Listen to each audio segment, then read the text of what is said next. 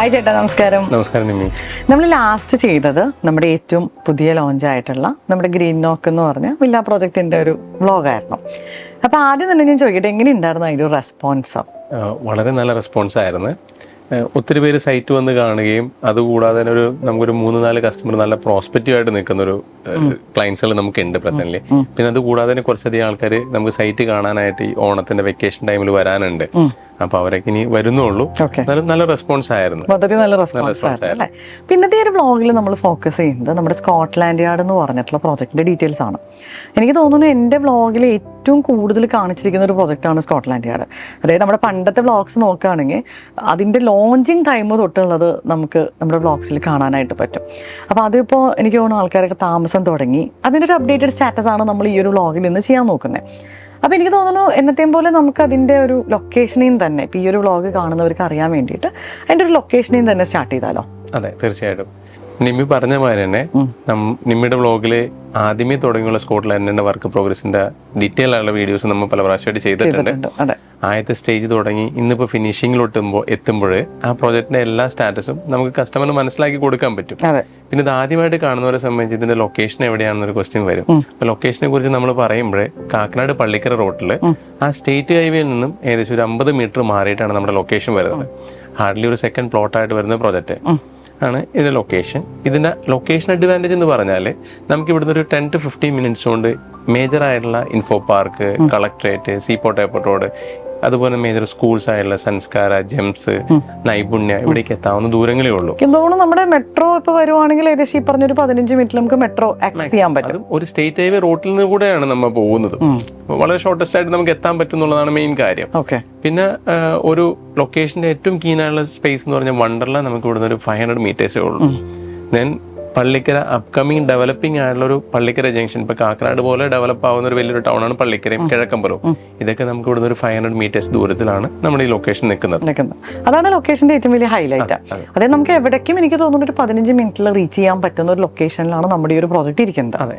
പിന്നീടല്ലേ ചേട്ടാ, ഇപ്പോൾ ഈ പ്രോജക്റ്റ് സ്കോട്ട്ലാൻഡ് യാർഡ് എന്ന് പറഞ്ഞാൽ എനിക്ക് ശരിക്കും ഭയങ്കര ഇഷ്ടമുള്ളൊരു പ്രോജക്റ്റാണ്. കാരണം നമ്മൾ വ്ളോഗ്സൊക്കെ തുടങ്ങുന്ന സമയത്തൊക്കെയാണ് ഈ ഒരു പ്രോജക്റ്റൊക്കെ നമ്മൾ ലാൻഡ് അക്വയർ ചെയ്യണതൊക്കെ. അപ്പം ശരിക്കും പറഞ്ഞാൽ അന്ന് ആ ഒരു ലാൻഡൊക്കെ കാണുമ്പോൾ നമുക്ക് സ്വാഭാവികമായിട്ട് സംശയം ഉണ്ടാവും, ഇവിടെ ഇങ്ങനെയൊക്കെ വില്ലകൾ വരാമെന്നുള്ളത്. പക്ഷെ അത് ശരിക്കും പറഞ്ഞാൽ ആസ് എ ബിൽഡർ നിങ്ങൾ വളരെ സക്സസ്ഫുള്ളി വളരെ നല്ല രീതിയിൽ അത് ഫിനിഷ് ചെയ്ത് വരുന്നുണ്ട്. അതിൻ്റെ ഒരു ഡിസൈൻ ആണെങ്കിലും ഇപ്പോൾ ചേട്ടൻ പറഞ്ഞ പോലെ എനിക്ക് തോന്നുന്നു മൂന്നാറൊക്കെ വില്ലകൾ ഇരിക്കുന്ന ആ ഒരു സ്റ്റൈലിൽ തന്നെയാണ് അത് വരുന്നത്. ഇനി അതിൻ്റെ ഒരു ലാൻഡ്സ്കേപ്പിംഗ് ഒക്കെ കഴിയുമ്പോഴാണ് അതിൻ്റെ ശരിക്കും ഒരു ബ്യൂട്ടി നമുക്ക് മനസ്സിലാവുള്ളൂ. ഒത്തിരി നല്ല കസ്റ്റമേഴ്സിന് എനിക്ക് തരാൻ പറ്റിയൊരു പ്രോജക്റ്റാണ് സ്കോട്ട്ലാൻഡ് യാർഡ്. ഇപ്പം ഗ്രീൻ ടെക്കിൻ്റെ ഓൾമോസ്റ്റ് എല്ലാ പ്രോജക്ട്സിലും നമുക്ക് ക്ലയൻസ് ഉണ്ടെങ്കിലും വളരെ പേഴ്സണൽ ക്ലയൻസ് ഉള്ളൊരു പ്രോജക്റ്റാണ് സ്കോട്ട്ലാൻഡ് യാർഡ്. അപ്പോൾ ഇനിയിപ്പോൾ നമുക്ക് അറിയേണ്ടതെന്ന് പറഞ്ഞാൽ അതിൻ്റെ ഡീറ്റെയിൽസ്, പ്രോജക്റ്റ് ഡീറ്റെയിൽസ്, അതായത് ലാൻഡ് ഏരിയ, അതുപോലെ ടോട്ടൽ എത്ര ഏക്കറിലാണ് നമ്മുടെ, അപ്പോൾ അതൊന്ന് പറയാമോ? ഈ പ്രോജക്ട് ഡീറ്റെയിൽസിലൂടെ നമുക്ക് കിടക്കുമ്പോഴേ ഈ പ്രോജക്റ്റ് നമ്മൾ സ്റ്റാർട്ട് ചെയ്യുന്നത് ഏകദേശം ഒരു 4.5 ഏക്കർ വെച്ചിട്ട് നമ്മൾ സ്റ്റാർട്ട് ചെയ്യുന്നത്. ഈശ്വരാനുഗ്രഹം കൊണ്ട് നമുക്കിത് വളരെ വേഗത്തിൽ നമുക്കിത് വിറ്റ് തീർക്കാനായിട്ട് നമുക്ക് പറ്റി. ഇന്നിപ്പോൾ അതിൻ്റെ ഒരു ഫിനിഷിങ്ങിലോട്ട് ആയിക്കൊണ്ടിരിക്കുകയാണ്. കുറച്ചധികം വീടുകൾ, ഏകദേശം ഒരു 15ഓളം വീട് നമ്മൾ ഹാൻഡ് ഓവർ ചെയ്തു. ഇനി ബാക്കി വരുന്ന കുറച്ച് വീടുകൾ, 10-15 വീടും കൂടി നമ്മൾ ഈ ഒക്ടോബർ-നവംബറോടെ ഫിനിഷിങ്ങിലോട്ട് ഈ വർഷത്തോടെ തീരും. അപ്പൊ ഫസ്റ്റ് ഫേസിന്റെ പാർട്ട് നമ്മൾ ഏകദേശം കംപ്ലീറ്റ് ആയി കഴിഞ്ഞപ്പോൾ നമ്മൾ സെക്കൻഡ് ഫേസിനോട് ചേർന്ന് കുറച്ച് കണക്റ്റഡ് ലാൻഡ് കിട്ടിയപ്പോൾ നമ്മൾ സെക്കൻഡ് ഫേസ് സ്റ്റാർട്ട് ചെയ്തു. അത് ഏകദേശം നമുക്കൊരു 3.5 ഏക്കർ കൂടി നമുക്ക് ഇതിന്റെ കൂട്ടത്തിൽ കൂടെ കിട്ടി. അപ്പൊ നമുക്ക് ടോട്ടൽ ഏകദേശം ഒരു 8 ഏക്കർ താഴെയാണ് നമുക്ക് പ്ലോട്ട് സൈസ്. വലിയ പ്രോജക്റ്റ് ആണ്. അതെ, 2 ഫേസ് ആയിട്ട്. അപ്പൊ ഇതിനകത്ത് നമ്മൾ ഇനീഷ്യലി നമ്മൾ ഏകദേശം ഒരു 100 വില്ലോളം നമുക്ക് പ്ലാനിൽ ഉണ്ടായിരുന്നു. ഇന്നിപ്പോ ഏകദേശം ഒരു 55 വില്ലാസിന്റെ അടുത്ത് അത് മാറി. നമുക്ക് ഈ കസ്റ്റമൈസേഷനും ലാൻഡിലുള്ള കസ്റ്റമൈസേഷനും ഈ പ്ലാനിലുള്ള കസ്റ്റമൈസേഷനും ഭാഗമായിട്ട് നമ്പർ ഓഫ് വീടുകൾ കുറയുകയും ആ വരുന്ന വീടുകൾ കുറച്ച് പ്രീമിയം ആയിട്ട് നമുക്ക് ചെയ്യാൻ പറ്റും. അതായത് എനിക്ക് ഓർമ്മയുണ്ട്, നമ്മളൊരു ശരിക്കും പറഞ്ഞാൽ എൻ്റെ ഓർമ്മ ശരിയാണെങ്കിൽ ലോഞ്ചിങ് ടൈമിൽ നമ്മൾ 2000 സ്ക്വയർ ഫീറ്റിന്റെ വീടുകളൊക്കെയാണ് നമ്മൾ പ്ലാൻ ചെയ്തത്, അല്ലേ? ഇപ്പൊ എനിക്ക് തോന്നുന്നു ഒരു 5000 സ്ക്വയർ ഫീറ്റിനൊക്കെ മുകളിലുള്ള വില്ലകൾ ഇല്ലേ അവിടെ നമുക്ക് വരുന്നുണ്ട്. എത്രയാണ് നമുക്ക് അതിന്റെ മിനിമം വരുന്നത്? Minimum land area 5 സെന്റ്സ് ലാൻഡും 2000 square feet ആണ് വരുന്നത്. പക്ഷെ ഒരു ആവറേജ് അവിടെ എടുക്കുന്ന ആൾക്കാരൊരു ഇതെന്ന് പറഞ്ഞാൽ ഒരു 6 to 6.5, പിന്നെ അങ്ങ് ഒത്തിരി കൂടും. ചിലവർ 8ഉം 10ഉം ഒക്കെ എടുക്കുന്നു.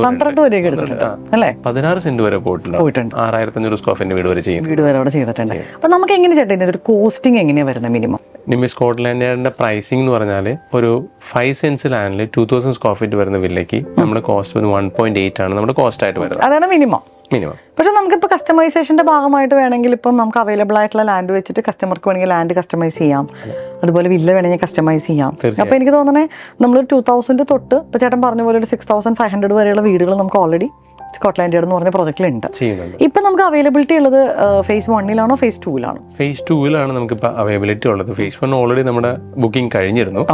phase 2 നമുക്കിപ്പോൾ 8 വില്ലയും കൂടി വില്ലയുടെ സ്പേസ് കൊണ്ട് നമുക്ക് വേക്കൻ്റ് ആണ്.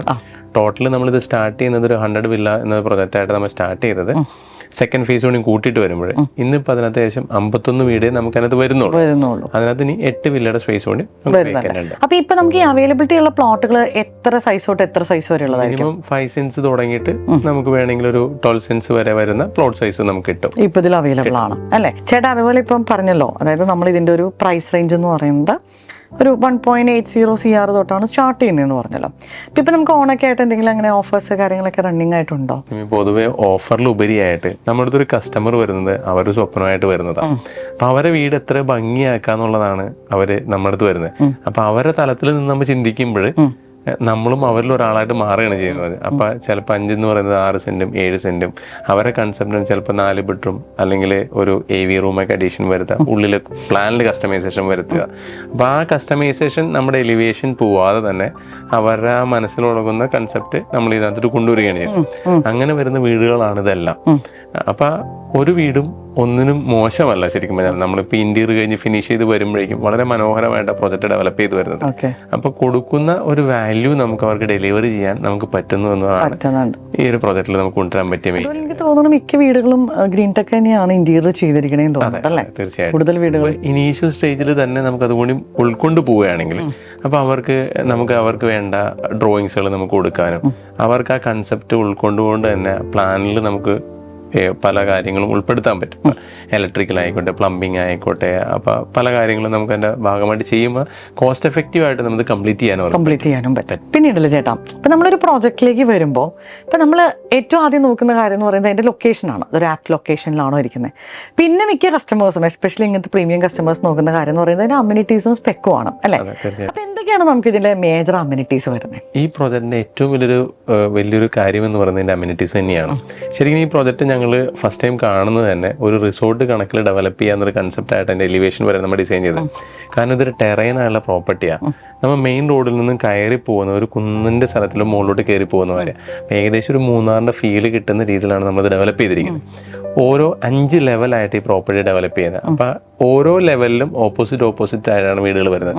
ഈ റോഡ് തന്നെ നമ്മൾ 5 to 7 meters റോഡിൽ വീതിയിലാണ് നമ്മൾ റോഡ് കൊടുത്തിരിക്കുന്നത്. ഇത് നല്ല ലാൻഡ്സ്കേപ്പിംഗ് ചെയ്ത് നമ്മൾ ടോപ്പിലോട്ട് എത്തുമ്പോഴും അതിൻ്റെ ഏറ്റവും ടോപ്പിലായിട്ടാണ് നമ്മൾ ഈ ക്ലബ് ഹൗസും അതുപോലെ പൂളും ഒരു ടർഫ് ഏരിയ, പിള്ളേരെ പ്ലേ ഏരിയ എന്ന് വേണ്ട ഫെസിലിറ്റീസുകളെല്ലാം നമ്മൾ അറേഞ്ച് ചെയ്തിരിക്കുന്നത്. വളരെ മനോഹരമായിട്ടാണ് ഈ ക്ലബ് ഹൗസ് ഒക്കെ നമ്മൾ അവിടെ ഡിസൈൻ ചെയ്തിരിക്കുന്നത്. അത് എക്സിക്യൂഷനിലൂടെ ഈ ക്ലബ് ഹൗസ് തന്നെ ഒരു 4500 സ്ക്വയർ ഫീറ്റ് നമുക്ക് അവിടെ വരുന്നുണ്ട്.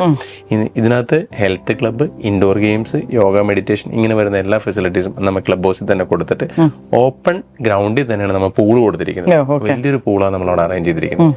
അതുപോലെ തന്നെ നല്ലൊരു ടർഫ് ഏരിയ, പിന്നെ പിള്ളേർക്ക് വേണ്ട അത്യാവശ്യം വലിയൊരു സ്പേസ് നമ്മൾ പ്ലേ സ്റ്റേഷന് വേണ്ടി നമ്മൾ കൊടുത്തിട്ടുണ്ട്. പിന്നെ ഇത് കൂടാതെ ഓരോ സ്റ്റേജിലും നമ്മൾ കടക്കുമ്പോൾ ഓരോ ലെവൽസിൽ വരുമ്പോഴും നമ്മൾ അതിന് വേണ്ട ലാൻഡ്സ്കേപ്പിങ്ങും ചെറിയ സീറ്റിംഗ് അറേഞ്ച്മെന്റ്സും ഗാർഡനൊക്കെ ചെയ്തിട്ടാണ് നമ്മൾ ഈ പ്രോജക്റ്റ് ഫിനിഷ് ചെയ്ത് വരുന്നത്. എന്നാണല്ലോ ആ റിസോർട്ടിനെ മാച്ച് ചെയ്യുന്ന രീതിയിൽ. പ്രത്യേകിച്ച് ഇത് ടോപ്പ് സ്റ്റേഷനിലോട്ട് ഹൈറ്റിലോട്ട് പോകുന്നതും ഇതിന്റെ വ്യൂ ഭയങ്കര കൂടുതലാണ് ശരിക്കും. നല്ല കാറ്റും കാര്യങ്ങളും 100% വന്ന് കാണുന്നവരെ സംബന്ധിച്ച് ഒരു വളരെ ഒരു അസറ്റായിട്ട് ഫീൽ ചെയ്യും ഒരു പ്രോപ്പർട്ടി. അതിനെ കോമ്പറ്റ് ചെയ്യാൻ പറ്റുന്ന ഒരു വില്ല പ്രോജക്റ്റ് അങ്ങനെ അധികം ഇല്ല. കാരണം എന്താണെന്ന് വെച്ച് കഴിഞ്ഞാൽ ആ കാക്കനാട് ഏരിയയിൽ ആ കാക്കനാടിന്റെ ഒരു ടെറൈൻ ഭയങ്കരമായിട്ട് മെയിൻറ്റെയിൻ ചെയ്യുന്ന ഒരു വില്ല പ്രോജക്റ്റ് ആണ് സ്കോട്ട്ലാൻഡ് യാർഡ്. പൊതുവെ അങ്ങനെ ടെറൈനുള്ള പ്രോപ്പർട്ടികൾ ഇത്രയും റോഡ് സൈഡ് നമുക്ക് കിട്ടാറില്ല. ഉണ്ടെങ്കിൽ പോലും അതിനകത്ത് പോകുന്ന വഴികളൊക്കെ വളരെ ചെറുതായിരിക്കും. അപ്പം അങ്ങനെയുള്ള പ്രോപ്പർട്ടികൾ, പിന്നെ ഇങ്ങനത്തെ പ്രോപ്പർട്ടികൾ നമ്മൾ വില്ല ചെയ്ത് കൊണ്ടുവരിക എന്ന് പറയുന്നത് കുറച്ച് ബുദ്ധിമുട്ടുള്ള കാര്യം ശരിക്കും. പിന്നെ അത് വെച്ച് ആരും ഇങ്ങനെ വില്ല പ്രോജക്റ്റിലോട്ട് പോയിട്ടില്ല. ഇപ്പം നമ്മൾ അങ്ങനെ ഒരു പ്രോജക്റ്റ് കിട്ടിയപ്പോൾ ഇങ്ങനെ ഒരു കൺസെപ്റ്റോട് കൂടിയാണ് നമ്മൾ ഡെവലപ്പ് ചെയ്തത്. അപ്പോൾ ചേട്ടാ ഇന്നത്തെ ഒരു വ്ളോഗിൽ നമ്മൾ സ്കോട്ട്ലാൻഡ് യാർഡിൻ്റെ ഡീറ്റെയിൽസ് ആണ് കണ്ടത്.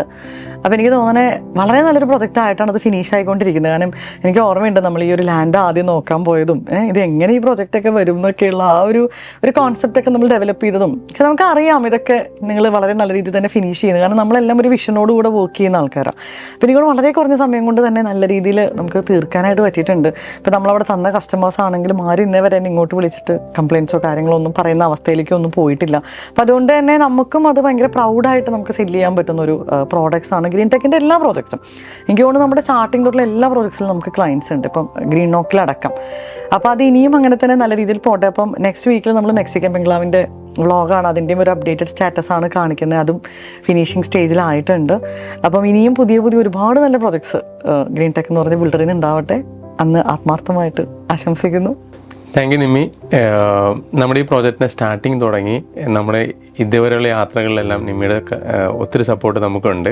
അതുപോലെ തന്നെ ഈ വ്ളോഗും ഒത്തിരി പേരിലോട്ട് എത്താനും ഒത്തിരി നല്ല ക്ലയൻസിനെ നമ്മുടെ ഭാഗമാക്കാനും സാധിക്കട്ടെ എന്ന് പ്രാർത്ഥിക്കുന്നു. ഓക്കെ ചേട്ടാ, അപ്പം നമുക്ക് ഇനി അടുത്ത പ്രാവശ്യം മെക്സിക്കൻ്റെ ആ ഒരു വ്ളോഗുമായിട്ടിരിക്കാം. Thank you.